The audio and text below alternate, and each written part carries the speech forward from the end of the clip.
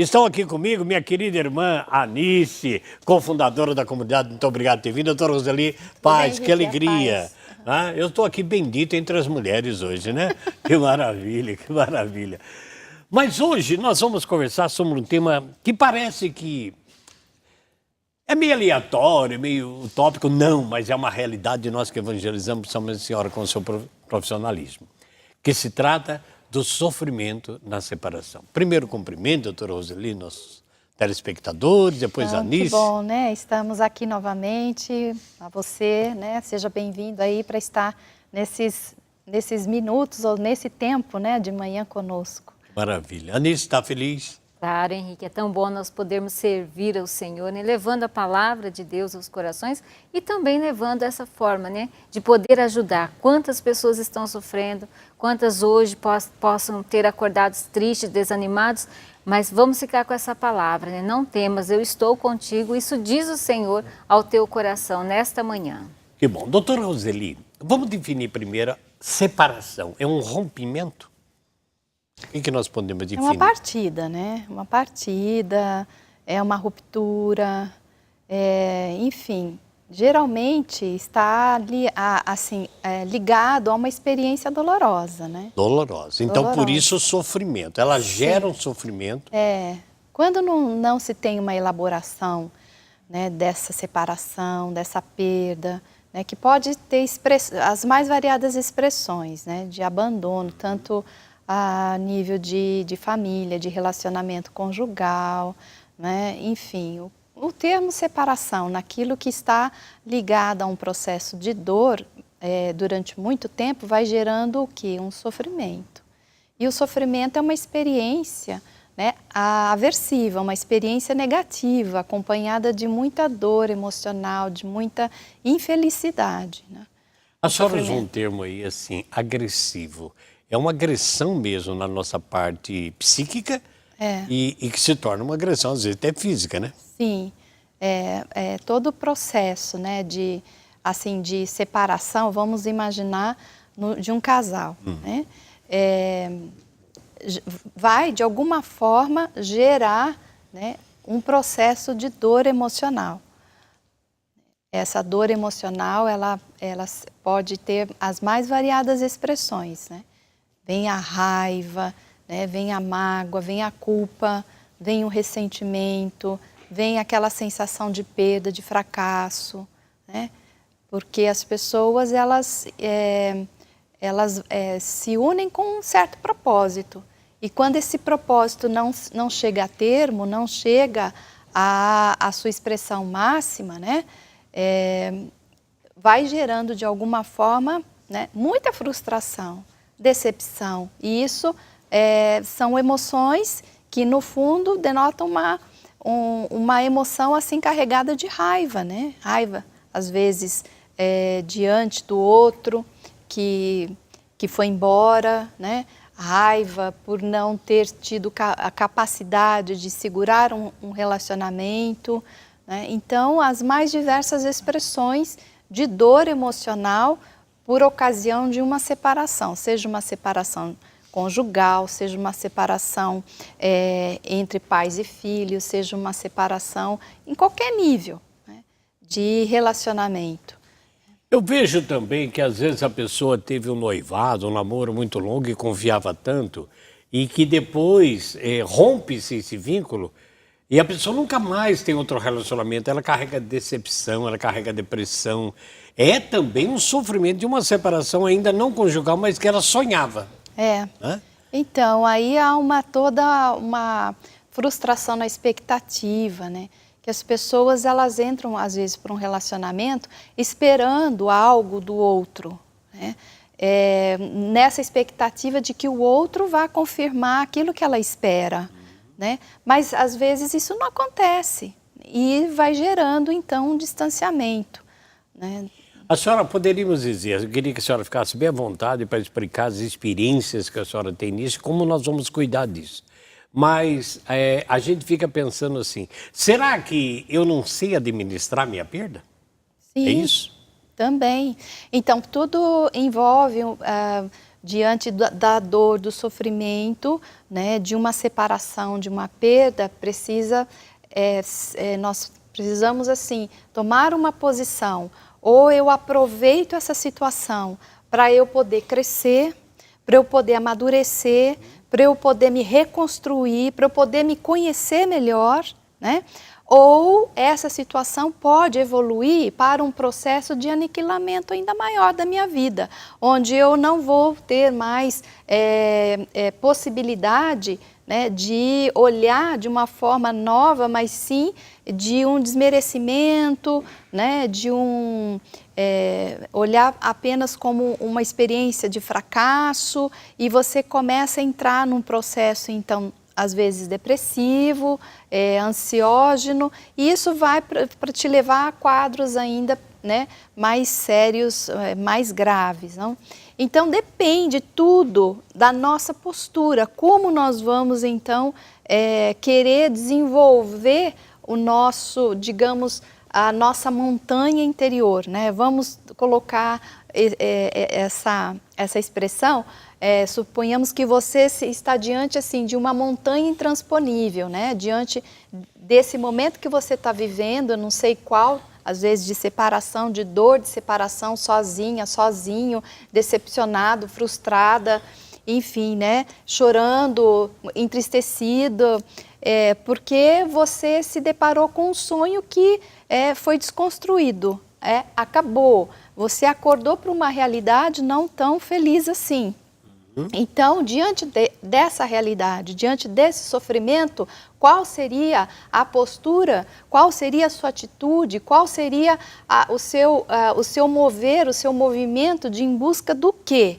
Né? Nós temos escolhas, nós podemos escolher um caminho que pode nos levar para um crescimento, como eu disse, para um engrandecimento, para um aperfeiçoamento ainda maior da tua pessoa, ou escolher um caminho, então, de aniquilamento, de doenças, de destruição, enfim, que não vai culminar em nada que possa realmente engrandecer, né?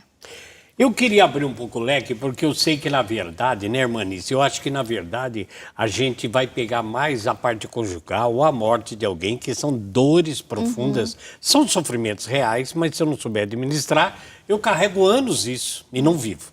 Mas também eu penso assim, eu tinha um amigo, doutora, que ele estava bem no emprego há muitos anos e nunca pensou numa possibilidade de que, mudando talvez a direção, ele pudesse vir a perder. Como ele perdeu aquele emprego, dispensaram ele sem causa nenhuma, indenizaram tudo, ele caiu num profundo abatimento de incapacidade por não ter preservado aquele emprego. Ele não teve reação de procurar um outro, ele foi ficando em casa, como se fossem chamar ele de novo para aquele emprego, se deprimiu, levou a esposa, os filhos ao sofrimento e acabou ficando doente. Então, a perda de algo que eu tinha, assim, gera um sofrimento. Um filho, viu uma mãe que o filho casou, mas ela sofreu tanto que ele vai embora. Aquele que desingênio, né? Deixa a sua casa, né? Para se unir. Então, ela sofreu muito, perdi meu filho. Não perdeu, né? Sim, em vez de pensar de outra forma, eu ganhei alguém a mais, né, para o meu filho. Percebe como que a estrutura do pensamento é muito importante. Era um sentimento de perda, não de ganho. Exatamente, porque certamente ela está fixada mais no negativo da vida, né? Talvez por algumas experiências anteriores que foram infelizes. Então ela constrói o pensamento, a crença, né? De pensar de que a partida de um filho é sempre uma dor, uma perda, do que tentar ver que seria um ganho, né? Porque a gente encontra pessoas, né, Anice, dizendo assim, nossa, desde que meu filho, minha filha casou, vivo tão sozinha, tão abandonada, né? Ela vai gerando, como a doutora disse, eu achei tão importante, em vez de levar a gente para o degrau do crescimento, da alegria, do bem que aquilo pode trazer, embora haja uma separação física, é algo bom, mas não tira esse algo bom, então ela se deprime, né? Acaba ficando com a parte negativa de toda a situação, né? Eu não sei se eu estou certa, mas como que a gente vai trabalhar? Porque desde quando a gente nasce, a gente já começa esse processo de separação. Eu venho para o Exatamente. mundo, eu já estou me separando, né, fisicamente da minha mãe. Isso. Então, como que a gente começa a fazer esse trabalho dessa separação? Porque eu vejo, como a senhora disse, a gente tem que saber como que vai lidar com isso. Então, hoje, talvez, muitos de nós sofremos porque nós não tivemos essa preparação. Lá, quando ainda éramos criança, né? Sim. Eu vejo quando eu nasço, eu já me separo da minha mãe, eu vou crescendo, eu tenho que me despedir da minha infância para entrar na adolescência, depois na juventude, depois na fase adulta. Então, esse processo, como é que eu vivo ele? É complexo, né? É uma colocação excelente a que você fez, mas é. Então, todo o processo é de chegada e de partida da nossa vida. A nossa vida, ela é esse crescer, né? Nós estamos em crescimento, até o último suspiro, nós estamos em crescimento, né? E, assim, baseado nessas experiências anteriores, o próprio parto, a separação, né? Já é por si só, tem autores, principalmente os psicanalistas, né? Eles dizem que o próprio parto já em si já é carregado de experiências traumáticas, dolorosas para a criança. Mas suponhamos que você faz parte, né, da natureza humana. Quer dizer, você não pode, se você ficar dentro de tua mãe além do tempo determinado, você também vai pode ter morrer, vida. né? Então, tudo há um tempo. E nesse tempo de nascer, depois do nascimento, é o tempo de também acolher, o tempo também, né, de fazer com que essa criança perceba através do afeto, né, através da relação, desse vínculo profundo que tem a mãe com o filho, né, dessa criança se sentir amparada, acolhida, né, amada, fazendo com que essa criança venha a se sentir segura o suficiente, olha, para continuar o seu desenvolvimento, não é mesmo? O seu processo de separação. Então, mas essa questão da nossa vida, ela é sempre uma questão de você chegar e de você partir, né? Muito bem, e depois eu acho que a gente está no processo de crescimento a vida inteira, né? Sim. E nós vamos conversar sobre isso no próximo bloco. Quero convidar você a ligar para nós, deixar o seu pedido, pode passar o e-mail. A Anice está ali com o equipamento dela, né, Anice? Aguardando o seu e-mail aí, serfeliz@rs21.com.br. Telefone 0 operadora 19 3871 9620. Intervalo e a gente volta já, participa do programa.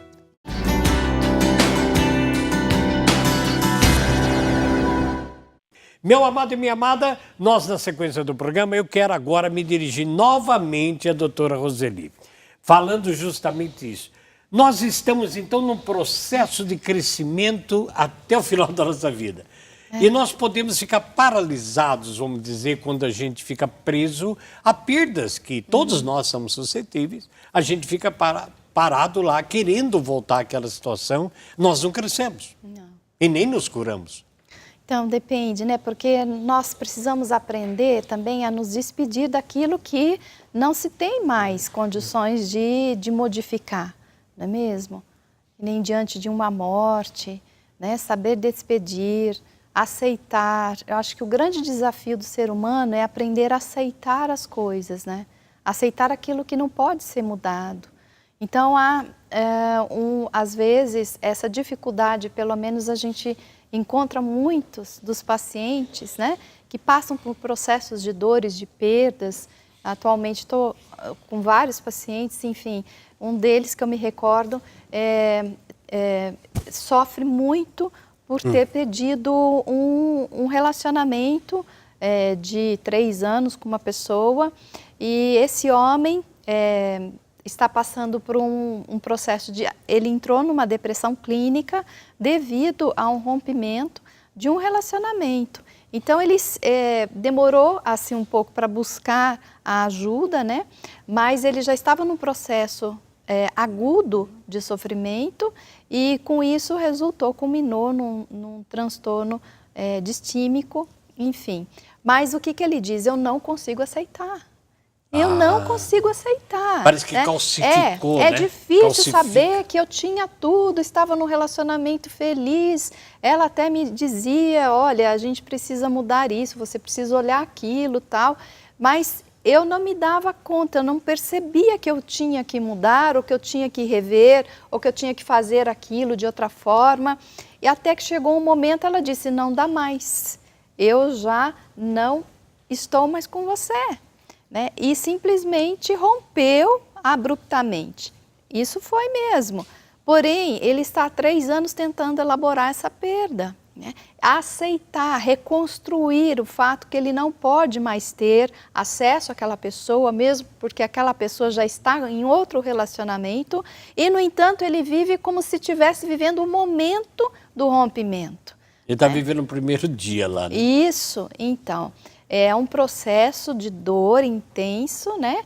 É um processo que as pessoas sofrem muito, mas porque não tem, assim, uma percepção de que pode, né, rever passo a passo e aceitar o fato que não se pode mudar aquela situação, né? Qual é o seu testemunho? Qual é a sua pergunta para nós no programa de hoje? Sofrimento na separação.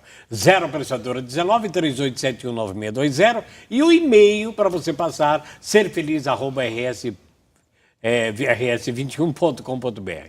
Doutora, na sua experiência e no sofrimento que a gente encontra também no anúncio do Evangelho, nós encontramos então a porcentagem maior é na separação, principalmente do casal. Uhum. Esse é o maior, né? Sim. Tem outros tipos de separação, mas esse parece que arranca um pedaço da pessoa. Sim. E é interessante que a senhora citou um fato que não é só as mulheres que sofrem, Não, os homens. Os homens também sofrem, né? E isso é constatado, enfim, na própria clínica, no próprio dia a dia do consultório, né? Os homens também sofrem e também buscam ajuda, estão buscando, graças a Deus, né?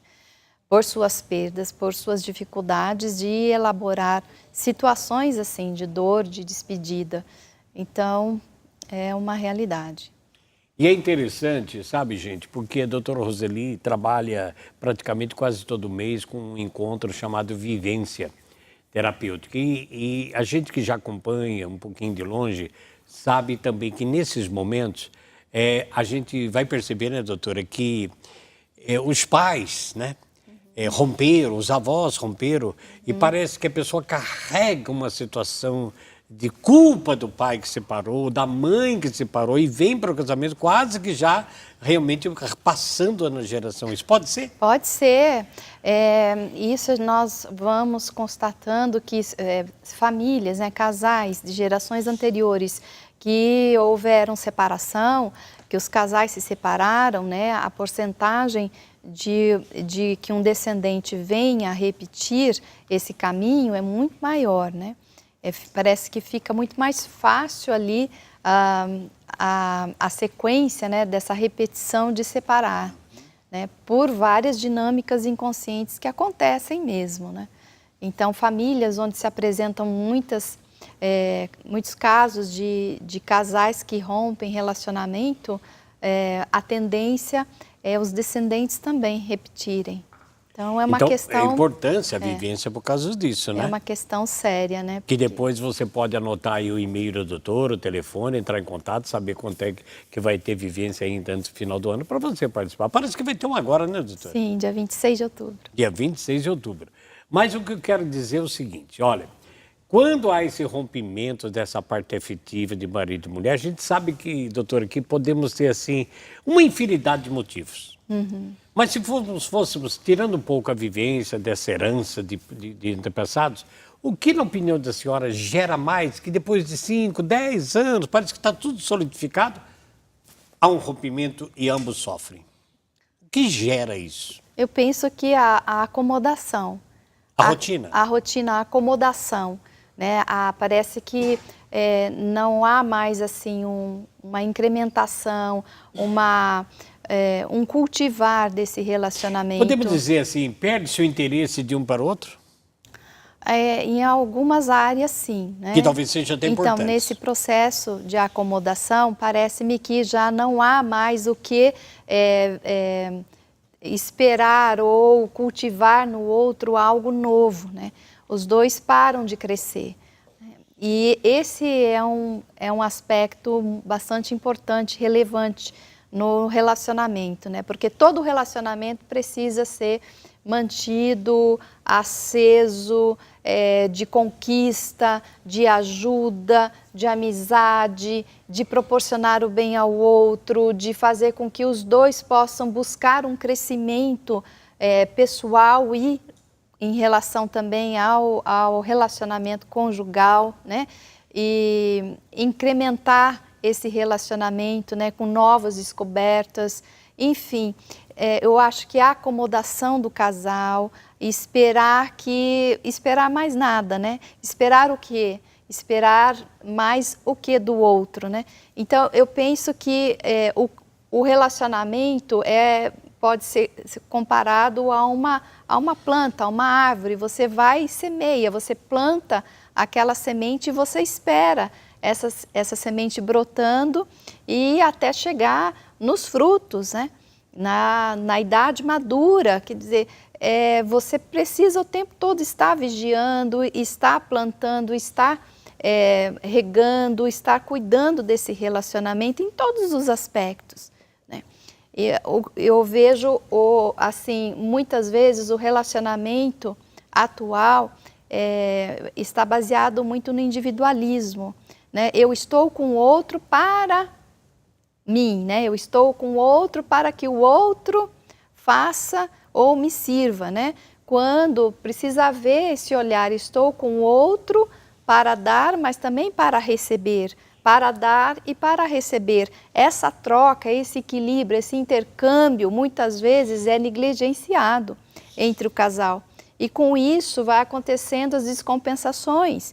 E as descompensações afastam o casal. Decepcionam, né? Afasta. Então, esperar o quê? Se eu invisto, o outro também não me dá o retorno que eu necessito, né? E tem, assim, um professor alemão que eu fiz esse método, né? Ele dizia assim, olha, o relacionamento pode ser semelhante a um capital. Você deposita um tanto, né? E você precisa receber esse tanto com juros. Você tem que ir, né, sempre tirando algo mais, né, colocando e retirando. Então, quando não há essa troca, quando não há esse plantio, né, de você regar, de você esperar, de você receber, enfim, né, acontece a acomodação, né, em todos os sentidos. Sem contar que depois vem os filhos. Os filhos, eles podem também colaborar para solidificar ainda mais o vínculo do casal ou para separar, porque aí começam a complicar as dinâmicas dentro da família, né? Verdade. E se um filho adoece ou se um filho vem a falecer, o casal fica imbuído de muita culpa. Um começa a acusar o outro, culpar, né? Culpar, você devia ter cuidado, você devia ter visto, você não cuidou, é por isso que adoeceu, por isso que morreu. Então, às vezes, com isso, essas acusações pode levar também, culminar no esfriamento e vir a separar. Enfim, existem tantas e tantas situações que pode levar o casal, né, nesse processo de distanciamento emocional, afetivo, físico, né, que culminaria, então, no rompimento do vínculo. Maravilha, né, gente? O assunto vai longe, porque no próximo bloco a gente vai continuar conversando com mais tempo e até pensando assim, né? Eu quero tanto, passo anos e anos esperando o outro mudar, como ele não muda, eu também me acomodo, vou vivendo por isso mesmo, já perde esse interesse todinho. Vamos conversar sobre isso. E você tem o que a perguntar e a dizer sobre isso? 0 Prestadora 1938719620, serfeliz@rs21.com.br. Estamos aqui aguardando a sua participação conosco. É mais um intervalo que eu peço que Deus abençoe você e que a palavra de Deus te dê ânimo e coragem. Até já!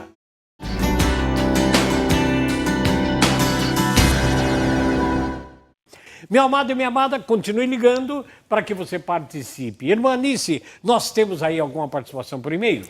Temos sim, Henrique. Nós temos aqui um e-mail do Nemo, sabendo que pede uma orientação para você, é fora do tema, mas ele precisa de uma orientação. O irmão dele faleceu de câncer, a família orou, fez jejum, mas infelizmente ele veio a falecer sem a unção dos enfermos. mas antes dele falecer, ele rezou o Salmo 51. Então, o Nemo quer saber se tem o mesmo valor ele ter feito a meditação do Salmo e não ter feito, né, a confissão e ter recebido a unção dos enfermos, e que é uma palavra sua. A misericórdia de Deus ultrapassa os elementos. Por que não foi dada a unção? Porque não houve possibilidade, talvez. Né? Não houve tempo para isso. Mas o momento que se coloca a palavra de Deus para um doente nessa fase, que reza-se por ele, as comportas da misericórdia de Deus abrem. Não podemos julgar isso. Ninguém pode ser culpado por aquela pessoa que repentinamente morreu. Nossa, morreu sem unção. É a unção dos enfermos. Antigamente a igreja chamava a extrema unção. Até tínhamos medo quando o padre vinha e parece que ele estava mandando, vai embora, né? Daí a igreja mudou no Concílio Vaticano II justamente para a unção dos enfermos. É uma unção não para a pessoa morrer, mas para que Deus, por aquele óleo consagrado, ela seja curada. Se não houve isso, a palavra de Deus é que motiva a unção, né? É que motiva a unção. Então, a palavra de Deus, quando rezou o salmo com ele, quando realmente clamar a Deus, com certeza a misericórdia de Deus tem uma validade muito grande nisso. Então, tranquilize o seu coração, o que puderam fazer, fez, mas não deixaram de dar o alimento espiritual da palavra no momento que ele mais precisava. Amém. O Francisco Wagner também pede oração por toda a sua família. A Maria Sabino também, por toda a sua família. E a Regina Serafim, ela está fazendo uma pergunta aqui, pede uma palavra para a doutora Roseli, louvando a Deus pelo dia de hoje, pela senhora estar aqui, e diz que ela tem um medo terrível de perder a mãe. A mãe já tem 83 anos, elas moram juntas, e só de pensar que a mãe pode vir a falecer, ela perde totalmente o controle. Então ela pede uma palavra aqui para a senhora. Posso aproveitar isso? Foi me passado aqui um outro caso, que nós vamos aí ter esse carinho de não citar o nome, de que a moça ia fazer o vestibular e não queria fazer em outra cidade, porque poderia passar e não queria deixar a casa dos pais.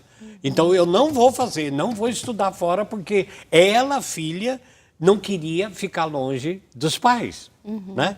Então essa daí está com medo de perder a mãe, de saber o que fazer. A outra não quis avançar, até fazendo a sua faculdade em outro lugar, com até a possibilidade de passar, porque se eu passar vou ter que estudar em outra cidade e vou deixar meus pais, então não vou fazer. Explica aí esses sintomas aí. Tudo isso acho que a gente tem que analisar num contexto, né? É bem abrangente, mesmo porque são questões assim bastante profundas e é difícil a gente dar um parecer, né? Mas enfim, vamos comentar. Eu penso que essa senhora, ela deveria assim buscar uma ajuda adequada para poder entender o que é esse processo, né, de vir a perder a mãe, né? Diante da morte. Eu penso que as pessoas não se preparam muito por esse momento, né, de perder, de passar pela dor da perda, da morte. Acho que é difícil, porém é necessário buscar, sim, uma ajuda, porque por ela mesma ela não está conseguindo, né? Então, assim, eu penso que você deveria estar diante da morte e perguntar para ela o que é de tão difícil, tão duro que você representa para mim, né? Se questionar, será que é a perda da mãe, a partida? Será que é você que tem um pensamento ou uma crença de que a sua mãe partindo você não vai conseguir continuar vivendo, não vai sobreviver, né? Então, assim, querida, eu convido você a se questionar, a buscar e não ficar fugindo da morte, do medo da morte, porque quanto mais a gente foge, mais a assombração aparece, né? Mais você vai tendo o que fugir. Então, eu convido a você, assim, a pegar, olhar para sua mãe, agradecer a vida de sua mãe, agradecer a Deus por Deus ter te dado sua mãe, você crescer diante, né, dessas questões que te afligem e não deixar com que essas questões venham te dominar, né? Porque o medo, ele domina, mas você necessita aproveitar esse medo como oportunidade de crescer, de você poder olhar a morte como algo que faz parte da vida e que a vida não se interrompe com a morte, interrompe-se no tempo, mas a vida continua na eternidade. Então, penso que você poderia, sim, buscar uma ajuda adequada de um profissional a uma orientação espiritual também de alguém, ou mesmo de um padre, de um sacerdote, ler a palavra de Deus e olhar para o seu medo e não fugir dele. Agora, em relação a essa pessoa, né, da faculdade, essa moça... É como se fosse um trabalho, né? Eu vou trabalhar fora, mas daí vou ter que ficar separado dos meus pais. Vou estudar fora, passo na faculdade, eu vou ter que me separar, não vou. Pode significar tantas coisas, não, Henrique? Porque às vezes um filho, ele é imbuído, entre aspas, de cuidar dos pais, no seguinte aspecto: se eu saio, meus pais se separam ou morrem. Então, eu fui meio que deixada ali com essa missão de segurar meus pais na vida, ou segurar com que eles não possam vir a se separar. Tem muito significado, por isso que a gente tem que ver o contexto. Também a pessoa que assim, não vou estudar, não vou fazer vestibular fora, porque eu estou tão apegada a eles, que se eu sair, eu não sei o que fazer. Quer dizer, não é tanto dos pais separar, mas ela sentir que está sendo separada dos pais, mesmo que seja para uma coisa boa. Então, existe sim, né? Então, nós temos que ver... Cada caso. Cada caso, o contexto... Mas é um sofrimento, né? Sim, eu convido sabe, tomar uma decisão. Se é esse o meu caminho, se é esse o propósito que Deus tem para a minha vida, então Deus vai me dar condições de eu poder, né, mesmo na dor, tomar essa decisão e ir em busca daquilo que é o propósito da minha vida. Mesmo porque o nosso movimento de crescimento é um dia ir se despedindo dos pais para poder abarcar a vida que está aí diante de você, não é mesmo? Pode ser que ela esteja também com medo, né, de perder o vínculo e não conseguir sobreviver sozinha, né? Longe dos pais. Mas eu convido a você, né, se realmente está ali como seu objetivo, de você refletir e não de você fugir, né? Doutora, eu tenho aqui uma mãe, eu vou omitir o nome dela, mora em Campinas. Ela está pedindo uma palavra de consolo pelo seguinte: ela perdeu o seu filho, o filho se matou. E ele era o braço direito dela, da mãe. A esposa dele, que ficou viúva, não deixa ela ver a neta. Ela teve que entrar na justiça para ver a neta. E todas as vezes que ela lembra do filho, que já morreu, dá muita dor na nuca, ela tem muita vontade de chorar e deve chorar. E ela diz mais aqui: eu perdi a fé. E não sinto mais vontade de fazer nada. Nossa. Seria eu dizer assim, ela ainda está de luto nesse tempo todinho? É possível. Não se despediu. Porque uma das maiores dores, né, do ser humano é perder um filho. Perder o filho, né, a morte de um filho. Porque pela ordem natural, né, aqueles que vêm antes parte antes, né? Verdade. Então, perder um filho é uma das dores mais extremas para o ser humano. Ainda mais na condição de suicídio. Aí vai gerando culpa, uma culpa excessiva. Talvez essa dor que você sinta sejam somatizações de emoções e sentimentos não expressos, né? Não ainda percebidos, e aceitar aquilo que não pode voltar, né? Talvez você precise refazer uma despedida adequada desse filho, né? De você se teve alguma responsabilidade ou não, de você analisar, olhar para isso e deixar e soltar o filho para ele ficar em paz, e você também, né? Porque tudo é um processo que precisa ser reconstruído, e às vezes esse processo de reconstrução precisa de alguém junto, sabe, Henrique? Porque é difícil ter, por si só, recursos, né, de suportar, de elaborar dores assim intensas. Talvez a senhora precisa de uma medicação, né? Talvez precise mesmo de um bom profissional que a leve a refletir, que a leve a soltar o seu filho, a soltar a culpa que possa existir em seu coração, né? Que certamente uma mãe ou um pai que perde um filho, ainda mais com suicídio, é imbuído de uma culpa muito grande, né? Então, muitas vezes as pessoas dizem assim, ah, não olha para a culpa. Imagina, você não tem culpa. Negar a culpa, né, é uma forma de continuar doente. Mas quando você olha para a sua culpa, se existe ou não, se eu fui negligente, se eu fui, às vezes, indiferente, se eu não soube educar, se eu não soube fazer a coisa certa, olhar para a culpa, olhar para a situação, né, é a solução. Né? Não podemos negar a culpa e não podemos fugir da culpa, porque a culpa muitas vezes nos aponta para a solução.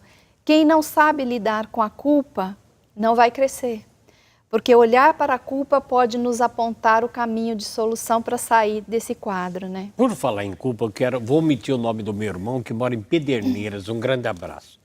Eu acho que aqui existe isso. Ele teve uma separação, mas foi por Deus. Porque a esposa dele faleceu já faz 2 anos e 4 meses. E ele diz, está muito difícil de me conformar com isso. Ele está pedindo um conselho, uma palavra, porque às vezes ele se sente arrependido, naturalmente culpado, por alguns acontecimentos antes do falecimento da esposa. Então está difícil aceitar a morte dele. Deu impressão para mim, não sei... Morte dela, né? É, a morte dela. Deu impressão para mim como se ele não aceitou a morte, porque se ela tivesse viva eu podia pedir perdão. Sim, né? sim. Como ela morreu, volta as dificuldades que ele fez e agora está em dor de sofrimento, não aceita a morte. Eu costumo trabalhar o luto, né, as perdas, a morte, nas dinâmicas que eu desenvolvo nas vivências. E quase todas culminam no processo de perdão. Num processo de perdão, né? Perdão é essencial para você liberar da dor. Então, se você, meu querido, já reconheceu, já arrependeu-se de que poderia fazer algo melhor e não fez, né? E não dá para voltar para reconstruir essa relação, então é a partir de você mesmo, né? Da sua alma, né? Do seu psiquismo, do seu espírito, é reconstruir para quê? Para que você, através desse movimento de pedir perdão, mesmo que sua esposa não esteja aqui, mas em Jesus, né, convida você a exercitar a tua fé, né, e mover a tua fé. E em aqui, Jesus, pedir perdão, E aqui, né? doutor, ele tem que entrar, então, nesses acontecimentos que estão claros para ele, Isso. vivenciar ele de novo, dizer, me perdoa por isso, que Isso. Deus me perdoa, eu te perdoo, fazer uma memorização num momento de oração diante de Jesus, mas entrar naquilo e não ficar com medo de entrar. Não, e depois outra, se você realmente ainda carrega alguma culpa, né, coloque-se diante de Deus, coloque-se diante de um sacerdote, vá buscar, né, no sacramento da confissão, peça perdão e tenha certeza de que uma vez arrependido, né, você é libertado, você é liberado, você é perdoado e isso vai ter um efeito assim tremendo na tua alma de uma paz. O que você precisa é paz. Então, saber liberar a esposa, né, entregar nos braços de Jesus, entregar nos braços do Pai e fazer reconstruir, então, esse movimento é fundamental para que você possa ter a tua alma em paz, né? Que maravilha. Muito bem, nós vamos para mais um intervalo.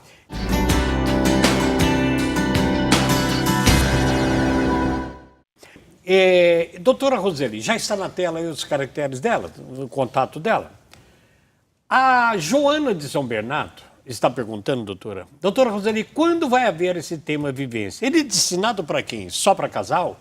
Casal de namorado ou é para qualquer tipo de pessoa? Para todos, todos são convidados. Como é que faz? Só criança que não, né? Criança não, né? Mas de Só quantos anos? De 18 para cima? 18 para cima, E entra em contato com a senhora pelo telefone? Sim, pode ser. Pode falar. Pode ser 12 3943 3032. Muito bem, tá aí. Tem e-mail também, né?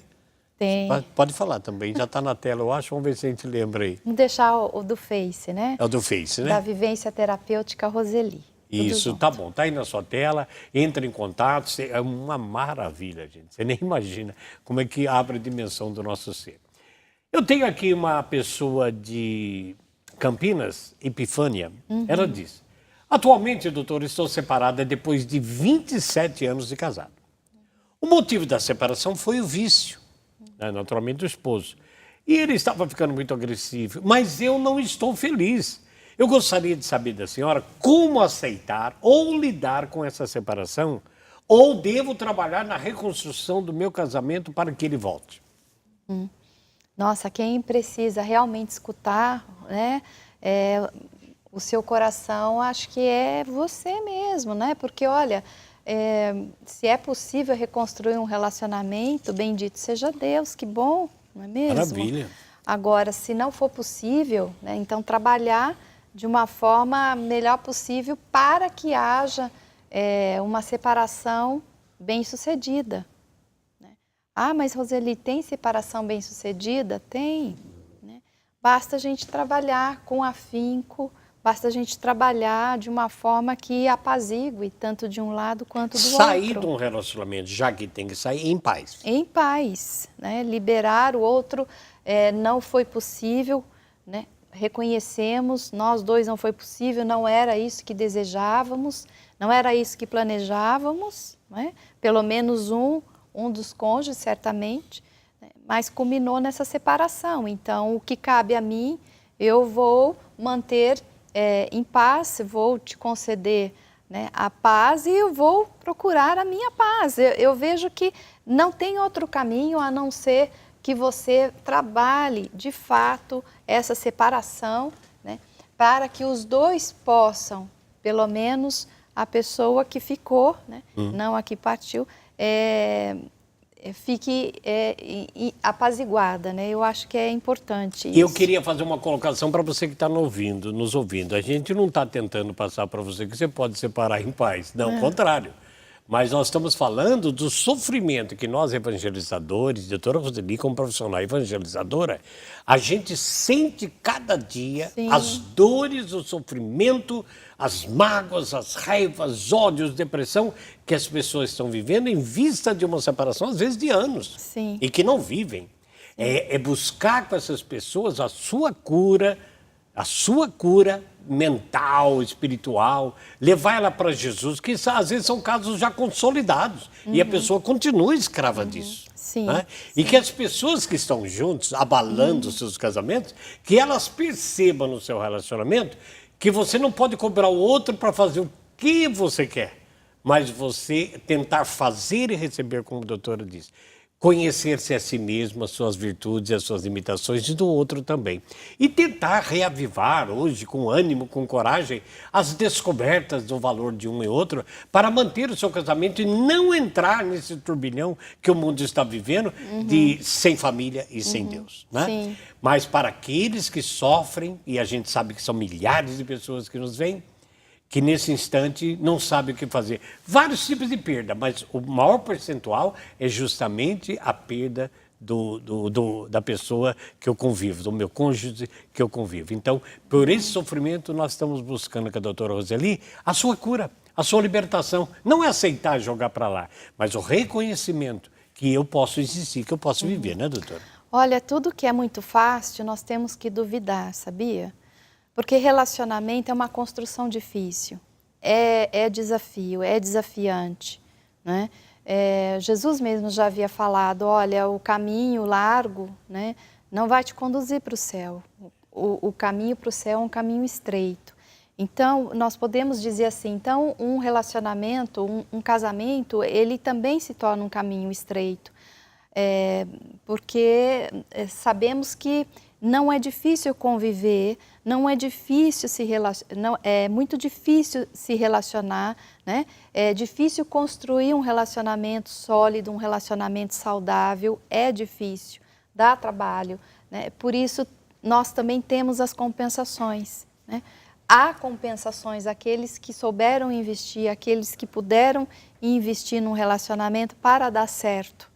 Não é mesmo? E nós queremos estar contribuindo para isso. Então, essa senhora pode, a respeito, né, do marido dela, que provavelmente deve ser alcoólatra, né, de você, se você o ama, se você ainda tem esperança de que ele possa mudar, de que ele possa se transformar, de que ele possa se regenerar, de que ele possa se converter, Trabalha comece, nisso. trabalhe, né? Vai buscar em Deus, vai buscar oração, vai buscar meios, vai tentar convencê-lo para participar de um AA, né? Enfim, nós precisamos Esgote as suas possibilidades, todas já as que ela quer. possibilidades, não é? Porque me parece que ficou assim, nossa, será que dá para voltar? Não Será dá? que vale a pena? Será que vale a pena? Mas Então, ela quer. precisa se avaliar e principalmente você encontrar a resposta de Deus na tua alma, né? Irmã Nícia, alguma pergunta para a doutora Roseli sobre esse tema, o sofrimento na separação? Temos um e-mail aqui, Henrique, de uma irmã, que ela disse que ela tem uma filhinha de 1 ano e 5 meses e está separada, né, do marido, né, há 1 ano e 8 meses. E que o motivo da separação era o jeito de ser do marido, que ele não mudava e as situações foram se complicando. Hoje ela está tendo envolvimento com uma outra pessoa, mas o marido também está procurando ela. E ela diz que ela ainda ama o marido, o que ela deve fazer? Situação. Nós assim não vamos dar receita, não é o caso, Claro, né? O que claro. você deve fazer só você sabe, mas enfim, se você é casada, se você tem teve um vínculo estável com esse seu marido, você precisa privilegiar o que é esse vínculo com esse seu marido, né? Desde que você veja que ele também procurou se regenerar, não sei qual foi a questão, né? Mas que ele busque, que ele mostre que ele se transformou, que ele conseguiu ultrapassar suas dificuldades.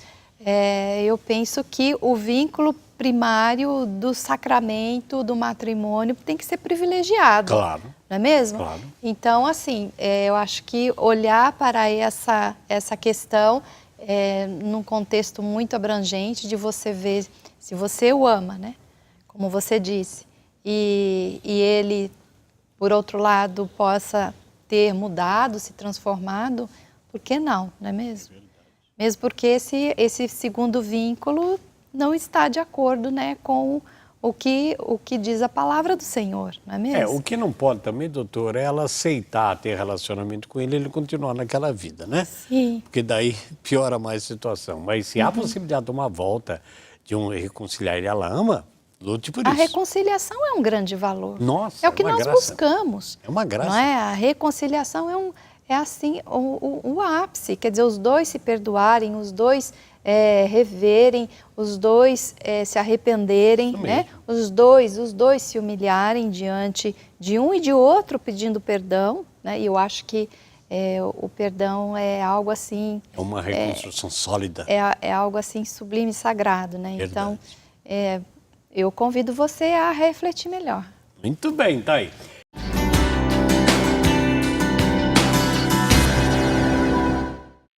Eu tenho aqui agora para a doutora Roseli, era uma outra irmã aqui que eu também não vou me reservar de falar o nome, ela mora no interior de São Paulo. Ela estava tomando um remédio aqui muito famoso e talvez muito forte. Agora ela começou a abandonar o remédio. Eu não quero mais tomar remédio, já faz uns 30 dias. Só que parece que essa abstinência está causando nela formigamento, inchaço, dores. Esses sintomas vão passar, doutora? Se eu parar com esse remédio, é possível que eu me separe deles? Olha, primeiro, se você está tomando remédio controlado, quem pode dizer, quem pode falar para você parar é o seu clínico, é o seu médico. Né? Ninguém pode tomar a decisão de não vou tomar mais, né? Não.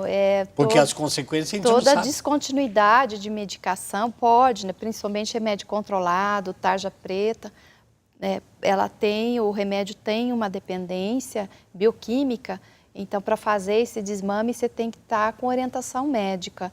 Quanto aos efeitos, né, da abstinência, isso pode ocorrer. Eu acho que aí você precisa, então, esclarecer com o seu clínico. E se os sintomas ela tinha e voltaram porque não está tomando, tem que correr para o médico dela. Sim, porque às vezes pode se trocar, descontinuar uma medicação, mas concomitantemente associar com outra. Com outra medicação. Tá? Para que não haja, então, essa síndrome da abstinência. Muito bem, tá aí um recado importante.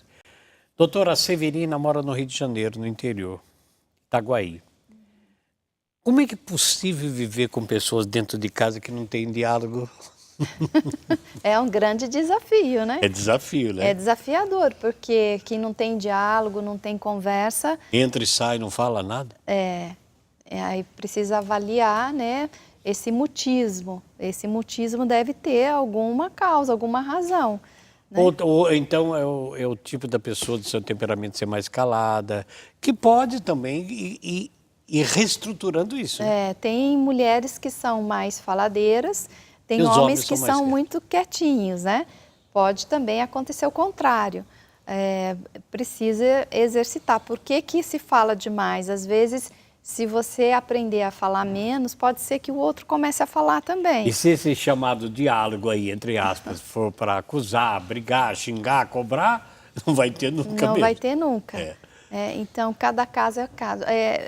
São perguntas extremamente importantes. Importantíssimo. A gente está aqui para isso mesmo, só que não dá para detalhar, não é mesmo? São fatos pessoais. Mas, né? assim, buscar meios de motivar o outro ou de perguntar para o outro como tem sido o meu comportamento para que você fique tão quieto. Né? Porque a tendência é apontar o outro. O outro né, É a causa disso. o outro precisa mudar, o outro, né? Mas será que eu não posso olhar para mim e perguntar, será que eu, a partir de mim, não estou desenvolvendo esse mutismo no outro? Também é uma possibilidade. Claro. Não é mesmo? Lembrando você, como a doutora disse, cada caso é um caso, mas no geral é isso. Sempre pensar assim, poxa, eu não converso comigo, não fala nada, mas eu tenho alguma coisa a oferecer, de procurar saber, não de acusar, falta feijão, falta arroz, tem que pagar isso não é diálogo, né? Isso são saber informações, conversas, né? se interessar pelo trabalho, como é que foi, né, como é que era, saber um pouco da história, reavivar alguma coisa, vai fazendo com que haja essa conversa. Doutor, eu quero deixar agora os minutos. Primeiro, te agradecer muito por esse sacrifício, mas que coisa maravilhosa, com certeza muitos estão acolhendo. Então, a senhora fechasse o assunto para nós. Então, Henrique, eu penso que essa questão do sofrimento, né, na separação é uma questão inesgotável, né, que nós falaríamos assim horas, porque assim denota várias razões, várias causas e vários caminhos, né, de superação. É possível superar? É possível superar. É possível você aceitar o inaceitável? É possível. Desde que você passe a se exercitar, desde que você escolha o caminho certo. Né? Escolher o caminho certo é o princípio da sabedoria aí, não é? Para você poder atingir, então, o seu objetivo. Né? É como uma história que eu vou finalizar com essa história. Um homem resolve subir uma montanha. Então, ele se preparou todo, assim, eu vou conquistar aquela montanha, eu preciso conquistar aquela montanha, porque eu conquistar essa montanha é a mesma forma do que eu conquistar a mim mesma, né? Então, ele se desafiou, colocou-se todo os instrumentos, toda a aparelhagem necessária e começou a subir. E aí, a uma certa altura, ele já muito cansado, ele avistou então uma casa e foi até essa casa, uma cabana, e aí ele chegou e disse, por favor, falta muito ainda para eu chegar até o topo da montanha? Aí o dono da cabana disse, falta bastante, né? Mas será que eu consigo chegar até lá? Consegue chegar até lá se você assim decidir, se você quer, né?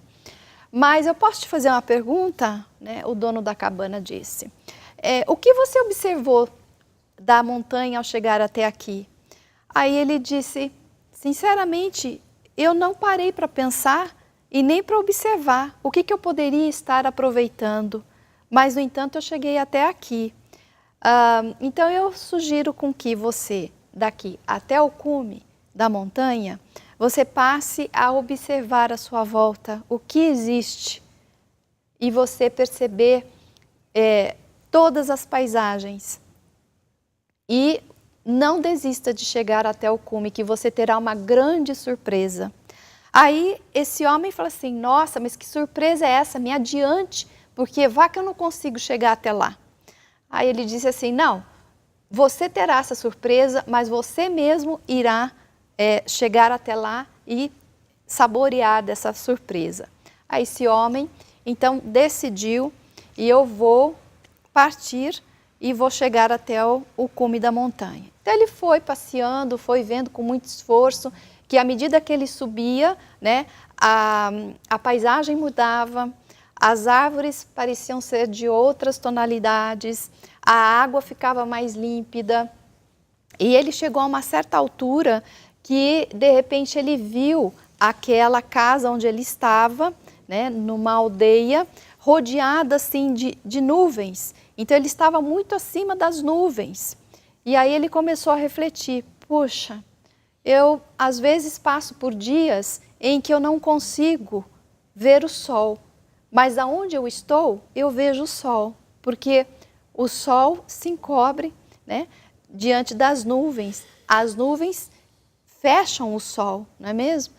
E eu acho que há dias em que a gente não consegue ver o sol, por causa da tempestade, por causa das nuvens, mas o sol ainda permanece. Continua lá, né? E ele foi com muita perseverança e subiu até o cume da montanha. Nesse cume da montanha, ele se deparou, sabe com o quê? Com um cemitério. Aí ele ficou muito bravo, né? Assim, mas como que eu ia ter essa surpresa de chegar adiante e ver esse cemitério? Essa história, Henrique, se der, eu continuo na próxima, porque eu sei que o tempo já acabou, né? Já está bem em cima da hora. Mas eu acho que essa reflexão que a senhora fez de não ficar só observando nuvens e as neblinas, mas saber que o sol está acima dela e pode brilhar a qualquer momento, já leva a que cada um de nós, nesse dia de hoje, possamos não ficar só nas trevas da separação, do sofrimento, mas saber que no fim desse túnel vai brilhar um sol. Eu continuo na próxima. Então, vai ficar curioso e curioso. Doutora, muito obrigado. Manda um abraço para a sua família. Eu dei um abraço a todos vocês, né, que nos acompanharam nessa manhã de hoje. Que Deus abençoe e que você consiga superar as suas dificuldades. Anice, muito obrigado mais pelo seu carinho. Manda um abraço para a sua família e Deus te abençoe. Deus abençoe você, Henrique, a você, doutora Roseli, e a todos os que estão nos assistindo. Muito bem, então, meu amado, minha amada, vamos ficar em pé nós três, porque nós vamos agradecer ao Senhor. Muito obrigado por esse dia, por essa graça, por esse programa. Estaremos de volta com a doutora Roseli no próximo mês. Amado e amada, tudo que nós fizemos foi em nome do Pai, do Filho e do Espírito Santo. Amém. Recebam em casa a graça pelas mãos de Nossa Senhora, um dia vitorioso, que nada te separe do amor de Deus. A palavra hoje para você e para nós aqui é: ser firme e corajosa, ser firme e corajoso. Que Deus te abençoe. Vitória de Jesus na sua vida. E com Maria e com Ele, até a próxima segunda-feira, se Deus quiser.